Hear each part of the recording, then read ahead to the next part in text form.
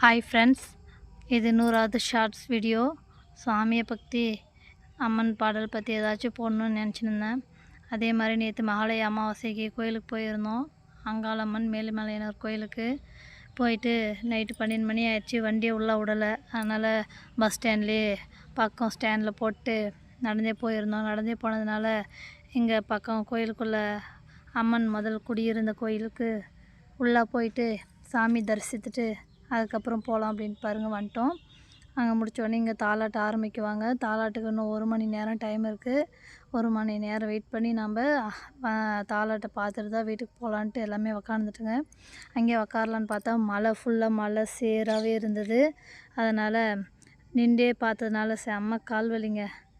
அதுக்கப்புறம் 1 மணி நேரம் நல்லா சிறப்பாக அம்மன் தாலாட்டை பார்த்ததும் அந்த கஷ்டமெல்லாம் போயிடுச்சு. அங்கே தான் ஊஞ்சல் எல்லாமே லைட் செட்டிங் எல்லாம் செமையாக இருந்துச்சு. அம்மன் தாலாட்ட ஆரம்பிச்சிட்டாங்க. கூட்டம் அதிகமானதுனால நம்ம பாருங்கள் பக்கம் அந்தான தாலாட்டுற இடம் இந்தான டிவியில் தெரியுது.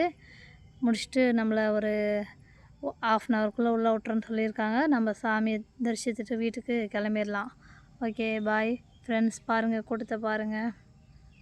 எல்லாம் எப்படா கேட்டை திறந்து விடுவாங்க உள்ளே போகலான்னு வெயிட் பண்ணியிருக்காங்க பாருங்கள்.